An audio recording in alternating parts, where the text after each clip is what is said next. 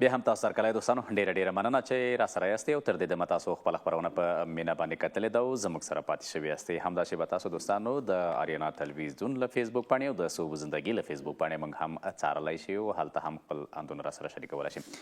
دوستانو ستاسې غږ برخه ده. ستاسې غږ برخه کې نن دوستانو د کندهار ښاروالۍ اړونده خبرې اترې لرو. که د کندهار اوسیدونکي همدا شی به د کندهار ښاروالۍ اړونده کومه پوښتنه لري کولی شي په 011 څلوېښت 90 شمېره اړیکه ونیسي او خپله پوښتنه مطرح کړي. خوشبختانه نن دوستانو د سکایپ له لارې راسره د کندهار ښاروالۍ ویان میلمه نه دی، البته په سټوډیو کې راسره دی او په سټوډیو کې به ورسره خبرې اترې کوو. عاصم صاحب ستړی مه شئ، سهار په خیر. ډېره زیاته مننه ښاغلی لکوزی صاحب. زه هم تاسو ته او د اريانا تلویزیون ټولو درنو کارکوونکو او لیدونکو ته سلامونه وایم. خوښ یم چې نن په ژوندۍ بڼه په سټوډیو کې در سره حاضر یم. ډېره مننه، سلامت اوسېږي. پیل کې به همدا ووایي چې کندهار نه تر کابله سفر څنګه و؟ الحمدلله سفر خو ډېر ښه سفر و. په رسمي ډول راغلی یم کابل ته د همدې مقصد لپاره. که سفر رسمي و د څه په اړه و؟ که لږ جزئیات راسره شریک کړي. مطبوعاتي سفر و د ښاروالۍ اړوند چې کوم کندهار ښاروالۍ اړوند چې تیر کال کې کومې لاسته راوړنې لري او یا هم په دغه روان کال کې کومې پروژې لري، غواړو چې دا ستاسو له طریقې له درنو هیوادوالو سره شریک کړو. ډېره مننه، سلامت اوسېږي. پیل کې به هغه څه چې ته هم پې د کندهار تر دې ځای راغلی، لاره څنګه وه؟ لاره خو اوس جوړه شوې دی او څه، خو سړک ډېر تنګ دی. رښتیا هم سړک خو نسبت نور وختونو ته اوس ډېر ښه سوی دی، خو دا چې زه په هوا کې رالم خطا هوایي سفر کړی دی. راځه زه به د سړکونو را پیل کړم. خیر بېرته به دې بوځم هوارې ته. که راته ووایې چې څومره سړکونه مو تېر کال پاخه کړل او ګټې اخیستنې ته مو وسپارل؟ لکوزی صاحب کندهار ښاروالۍ تېر کال چې کومې پروژې پلان کړې وې په هغو کې د سړکونو برخه هم وه. د ښار په مختلفو سیمو کې مو مختلف سړکونه ورغوله. ځینې غټ سړکونه وه او ځینې بیا کوچني واړه سړکونه وه او ځینې بیا داسې وصلېدونکي سړکونه وه چې دوې لارې سره وصل کړلې. په تعداد د 11 کیلومتره اندازه مو د ښار په مرکزي برخو کې سړکونه رغولي دي. دا هغه نقطې دي چې ځینې سړکونه او ځینې ولسوالۍ یا هم ناحیې د یو بل سره بلې و. اوس تېر کال کې یو سړک و چې دا اوس کې کارونه بشپړ شول، هغه ډېره لویه پروژه وه، یعنې په 2 کلونو کې کار بشپړ شو. په 1402 کې شروع شو، په 1403 په اخره کې کارونه بشپړ شول. شکاپور دروازې سړک و، دا ډېر پراخه سو، ډېر په اساسي ډول ورغول سو او ډېر لګښت پرالې، تقریبا 200 میلیونه افغانۍ په لګښت سره دا سړک جوړ شو. یو لیدونکی په تمه دی همدا شی به وایي چې زه خبرې لرم او پوښتنه لرم، وګورو چې څوک دی د کندهار. سلام، تاسو ستړي مه شئ. خیر اوسې وروره، ته ښه خیراتې به خیره. مننه. څوک خبرې کوئ؟ زه عبدالستار له کندهار څخه خبرې کوم. عبدالستار د کندهار له کوم ځای څخه؟ د کندهار د بازار څخه خبرې کوم. مرکز څخه؟ او څویمه ناحیه؟ بله. د کندهار د ښارنو څخه خبرې کوم. مهرباني وکړه. مرکز څخه مهرباني. د ښاروالۍ والا څخه مهرباني پوښتنه مو څه ده؟ عاصم صاحب را سره په خپرونه کې د ښاروالۍ اړونده دې پوښتنه وي، مهرباني وکړه.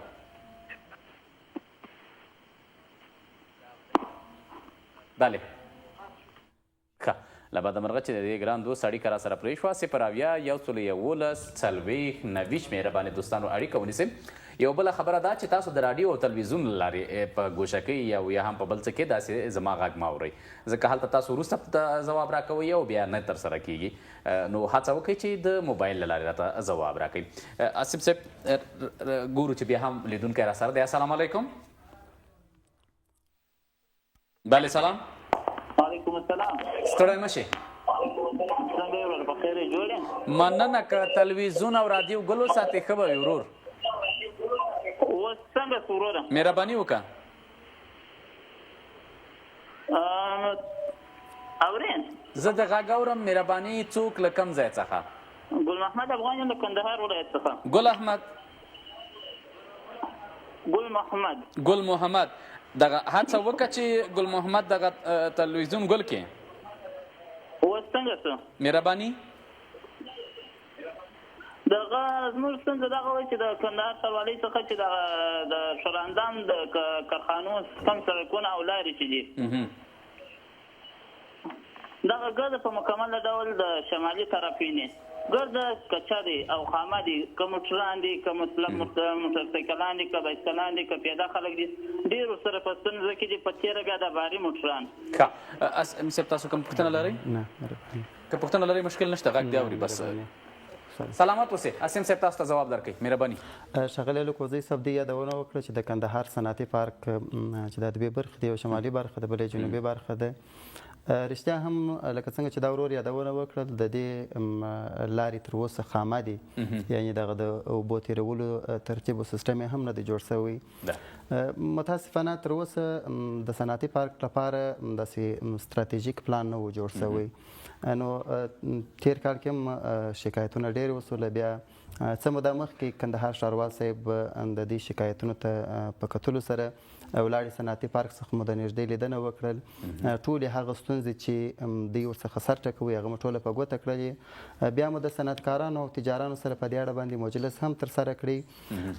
لومړی خبره دا چې وکړل ښاروال صاحب وویل چې د کندهار کې به د اړوند ادارو سره په ګډه موږ د صنعتي پارک لپاره یو ستراتیژیک پلان جوړ کړو او د پلان جوړولو څخه وروسته انشاءالله په دغه 1404 کال چې دی په دې کال کې موږ پلان لرو چې په صنعتي پارک کې د یوې څخه تر 2 پورې پروژې پلي کړو دا چې شیخ صاحب مشر شیخ صاحب حفظه الله هم دا ویلي دي چې د صنعتي پارکونو څخه چې کومې پیسې راټولیږي هغه باید بیرته په صنعتي پارکونو کې مصرف سي بله یعنې هغوی ته خدمات ترسره شي بالکل نو د دې عوایدو ته په کتلو سره په پلان کې لرو چې د یوې څخه تر 2 پروژې په دغه روان کال کې انشاءالله ډېر ښه راځو بیا د هغې برخې ته به هم راشو چې سږ کال پروژې څه دي خو د تېر کال د ویالو یا هم د دې په اړه که راته ووایي چې څومره مو پخ کړي دي ویالې څومره پخ شوي لښتي څومره جوړ شوي دي پلچکونه ملچکونه دا هغه هم پکې وو که څومره جوړ شوي بلې و ښاغلی لکوزی صاحب تېر کال خو پروژې په مختلفو برخو کې وې د سړکونو ترڅنګ مو د ښار په ډیرو سیمو کې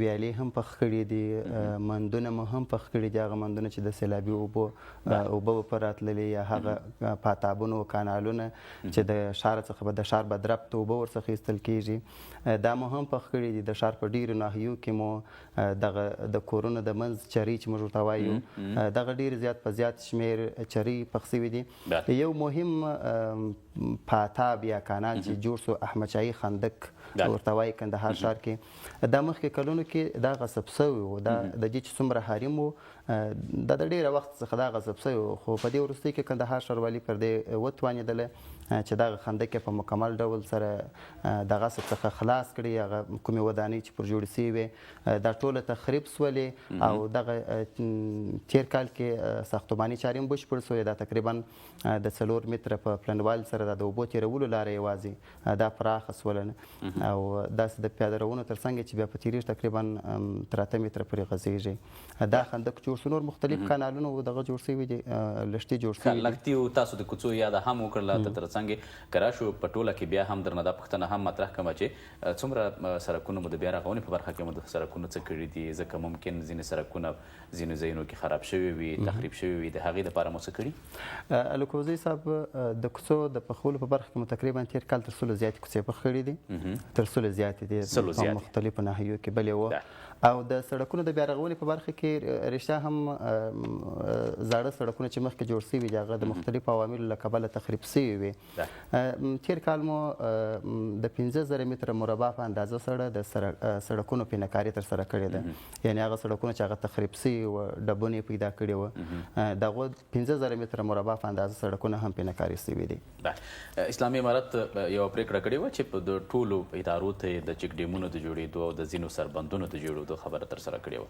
آیا د کندهار ښاروالۍ ته یې هم څه ورسپارلي په دې برخه کې که نه بلې و ښاغلی لکوزی صاحب کندهار ښاروالي هم تېر کال وتوانېدله چې 2 چک ډیمونه یې جوړ کړل د کندهار ښار په شمالي برخه کې د میانکو په سیمو کې یو بند جوړ کړي دا تقریبا د دې بند د جوړولو څخه مخکې دغه د سیلابونو اوبه چې راتلې دا د ښار 6 ناحیې د خطر سره مخ کړي وې یعنې پر 6 ناحیو باندې به چې کله لږ باران وسو خو اوبه به ډېرې زیاتې وې د ډېرو غرونو اوبه به راتللې په داسې سیمه باندې 12,000 کورنۍ له خطر سره مخ کړي وې کندهار ښاروالي وتوانېدله چې دلته د میانکو په سیمه کې یو چک ډیم جوړ کړي یو خو دغه 12,000 کورنیو څخه د سیلابي اوبو مخه ونیول او بل دغه اوبه ذخیره سوې د سیلابونو اوبه ذخیره سولې یو خو په هغه سیمو کې بیا مو اوس په تېر کال کې په تېر پسرلي کې مو په دا شاوخوا کې نهالان هم کښېنول، مختلف ناجوګانو درختې کښېنولې. یو خو به دا سیمه سرسبزه سي، بل به د ځوانانو لپاره د تفریح ځای هم وګرځي، او بل تر دې کښته چې دا کومې ناحیې دي د اوبو سطحه ډېره ورسره اوس په دې وروستیو کې مشکل دا دی چې اوبه ډېرې کښته سوي، د اوبو سطحه کښته سوې ده. نو کله چې دا ډیم جوړ شو دې ډېر تاثیر وکړي، تر ډېره حده د اوبو سطحه ورسره رالوړه سول. بل کوچنی چک ډیم هغه هم په شمالي برخه کې د کوتل مرچې په نامه و، دا جوړ شو او په پلان کې لرو چې انشاءالله دې کال کې هم په هغه سیمو کې چې د جوړولو امکان وي هغه سیمو کې خپل امکانات په کتو جوړ. سلامت، ډېره مننه. دوستانو تاسو هم کولی شئ البته یوازې نن د کندهار اوسیدونکي چې د کندهار د ښاروالۍ اړونده کومه پوښتنه لري کولی شي چې مطرح یې کړي. 011 40 90 د اړیکې شمېره ده، همدا شیبه کولی شئ چې اړیکه ونیسئ. لیدونکی را سره دی او که نه پوهېږم تخنیکي همکاران ښه اړیکه لرو چې څوک د کومې سیمې څخه. السلام علیکم. بله سلام. سلام ته وعلیکم سلام ورحمت الله لکوزی صاحب جوړ په خیر کې لګه شه. مننه، ژوندی اوسېږئ. څوک خبرې کوئ؟ ډېره زیاته مننه ژوندی اوسې. له ډېرې مودې نه وروسته بیا هم ستا غږ له خپل موبایل نه اورم. حمیدالله مبین یم له خاص هلمند نه. ښه راغلاست. درته وایم د کندهار ښاروالۍ اړونده دې پوښتنه ده مبین صاحب؟ بلکل. لومړی خو به زه غوښتنه ولرم که ستاسو اجازه وي. مهرباني. اريانا رادیو په هلمند کې دا 2 ورځې کېږي چې نشرات نه لري. څه ستونزه او مشکل دی وروره؟ ښه، دا خو به تخنیکي همکارانو ځان سره یاداښت کړه. بل بله مبین صاحب غږ مې لري؟ فکر کوم د همدې سره لکه چې خبره لاړله شبکې مو ورباندې خبره بنده کړله. ښه راځو د دې هغه ته چې په تېر کال کې مو د ښار د ښکلا دپاره څه کړي دي، د تنظیف لپاره مو څه کړي دي، د ښاروالۍ په برخه کې که په دې اړه هم لږ وغږېږو هغه لاسته راوړنې را سره شریکې کړي. په ډېر بخښنې سره ښاغلی لکوزی صاحب، د ښار ښایست چې کېږي هغه یو خو د ښار په پاکوالي سره کېږي، بل د ښار په سرسبزۍ سره کېږي چې سرسبزي په ښار کې هغه سیمې ورسره ښایسته کېږي، بل د ښار د تنویر په برخه کې چې ښار روښانه د شپې په طرف کې، نو په دې سره هم ښار ډېر ښایسته کېږي. تېر کال چې د ښار د تنویر په برخه کې څومره کار شوی دی، د ښار ډېر سړکونه، د ښار ډېرې جادې او واټونه دا وتوانېدلو چې دا روښانه کړي. تقریبا 8 سیمې مو تېر کال کې روښانه کړلې. یوه لویه جاده چې اوس تېره شپه هغه افتتاح وسوله، روښانه سوله، هغه د کندهار ښار د ډنډ څلور لارې څخه شروع تر باغ پل پورې تقریبا ډېره غټه ساحه ده.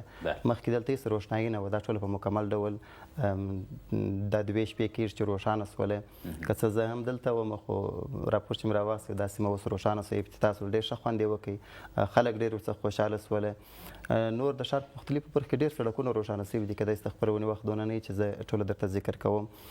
د څلور لارو په برخه کې که راشو، همداس شان د زینتي ونو او یا هم د ګلانو د کرلو د کرکلې دې کې مو څه کړي دي؟ د څلور لارو یادونه چې وکړه، رښتیا هم هغه څلور لارې هغه چوکونه چې کندهار ښار کې وه، یا زاړه وه یا خیرن سوي وه یا څنګه وه، په دې وروستیو کې وتوانېدو چې دا ټوله مو رنګ کړل، بیا مو د شپې په طرف کې دا روښانه کړل، په مختلفو څراغونو سره دا روښانه سول. د دې په رنګولو او روښانه کولو سره کندهار ښار د شپې په طرف کې ډېر ښایسته سو، ډېر ښکلا یې پیدا کړله. د سرسبزۍ په برخه کې مو هم تېر کال تر 40,000 زیات. ښه، سرسبزۍ ته به راشو، یو لیدونکی را سره دی چې د کومې سیمې دی، بیا به راوګرځو بېرته. السلام علیکم، تاسو ستړي مه شئ. وعلیکم السلام ورحمت الله. لومړی که تلویزیون ګل کړي دا به ښه وي. تلویزیون هم ګل کړو ورور. مهرباني نوم دې راته اوس واخله. نوم مې سید جمال ده، د کندهار څخه مې اړیکه درته نیولې ده. کندهار له کومې سیمې څخه سید جمال؟ له مدد چوک څخه. مدد چوک څخه، مهرباني وکړه. وروره دغه کومې کچردانۍ چې په دغو کې پرتې دي، نیمو کې پرتې دي او په نیمایو ښار کې نشته، او د چرېو دغه مکملې ډکې یا خرابې، یعنې کثافهداني دې هدف دی؟ سمه. څاروال صاحب مو تر اوسه په ښار کې نه دی لیدلی چې دی دې راوتلی. ښه، یعنې نظارت تاسو وایي چې نشته؟ نشته، موږ داسې نه دی لیدلی. دی عواید دي، له ده چې عواید دي او راځي، نو دی باید ښار هم فکر واچي، ښار ته هم راووځي. سمه، حتما ولې نه، ځکه دا خو باید وکړي. ډېره مننه له تاسو. دې ګران دوست ګیله وکړله وایي چې لکه ته چې داسې هوایي ځې لکه چې ښاروال صاحب هم داسې ځي څنګه؟ نه ښاغلی لوکوزی صاحب د دې چې کومه ګیله وه موږ هم د دې څخه همداسې ګیله لرو. ښار په ټولو سیمو کې ښاغلی لوکوزی صاحب کندهار ښار کې چې د کثافتانۍ د ایښودلو ځای وي په هغه سیمو کې ښاروالي کثافتانۍ ایښي دي او که چیرې د کثافتانۍ د ایښودلو ځای وي او ښاروالۍ نه ایښي، دوی کولی شي چې ښاروالۍ ته مراجعه وکړي دستي به هغه سیمې ته کثافتانۍ وروړل سي. دوی وایي چې کچرې هم دغه کثافات نه وړل کېږي، پاتې کېږي او نظارت هم نشته. نه ښاغلی لوکوزی صاحب ټوله کثافتانۍ هره ناحیه خپل د تنظیم کسان لري. یو خو داسې دی ښاغلی لوکوزی صاحب چې ټولې ناحیې خپل د تنظیم کسان لري.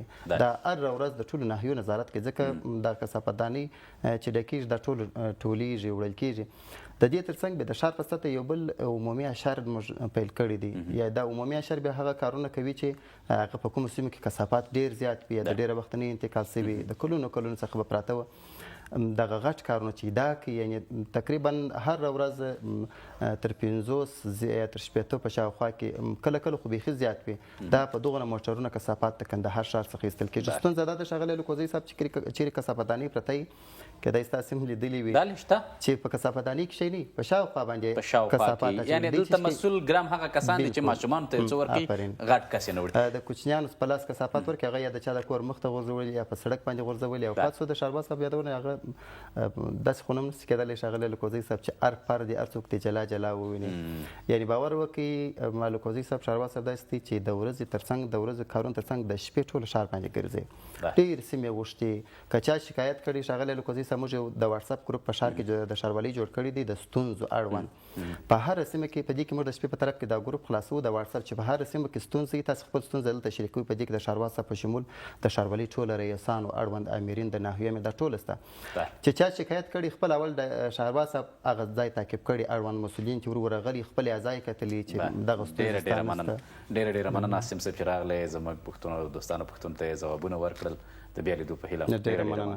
سلامت دوستانو له تاسو هم ډېره مننه چې راسره وئ تر دا د خپرونه راسره په مینه باندې وکتله او زموږ سره پاتې شئ. لنډه دمه له دمې وروسته بېرته راګرځو زموږ ملتیا وکړئ.